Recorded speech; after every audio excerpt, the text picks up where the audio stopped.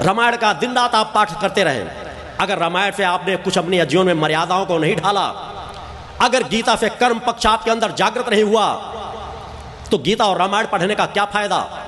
एक से एक गीता मनीषी पढ़े होंगे, गीता पर सालों सालों प्रवचन देते चले जाएंगे, मगर चेतना से शून्य है। इतना रट करके, इतना रटू तोता बन करके भी अगर उन्होंने कृष्ण के दर्शन भी नहीं प्राप्त किए, तो फिर गीता पढ़ने का क्या लाभ। एक आम समाज के लिए तो माना जा सकता है, मगर जो अपने आप को धर्म प्रमुख कह रहे हो, गीता मनीषी कह रहे हो, उन्होंने अगर अपने प्रभु के चरणों के रजकणों का पान नहीं किया, उनका दर्शन नहीं प्राप्त किया, तो धिक्कार है ऐसे गीता मनीषियों को, धिक्कार है ऐसे रामायणियों को।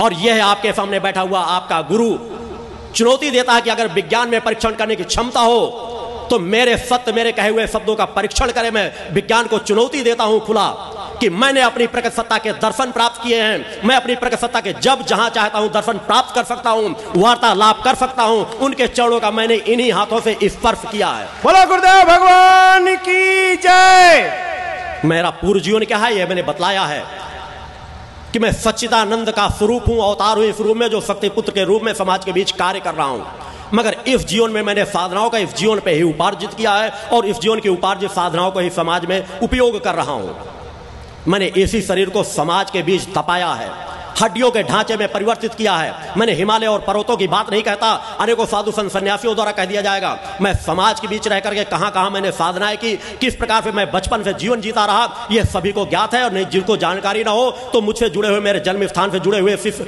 भी यहां मौजूद मिल जाएंगे। मेरे बड़े भाई जो बड़े भाई कहलाते थे, वो आज मेरे शिष्य बने हुए हैं, क्योंकि मेरे जीवन की बचपन से यात्रा को उन्होंने देखा है, समझा, जाना है, पहचाना है। सत्य को जानने के लिए सत्य की निगाहें होना चाहिए, मगर सत्य की निगाहें इसलिए नहीं आएंगी कि आपने बचपन से धैर्य और धर्म को धारण ही नहीं किया, उस प्रकट सत्ता से प्रेम आपने किया ही नहीं, जो प्रकट सत्ता आपकी जननी है, जो हर पल आपको कृपा लुटाती रहती है, जिसके फलस्वरूप आप यह जीवन जी रहे हैं, एक एक श्वास ले रहे हैं, उस प्रकट सत्ता की दी हुई है।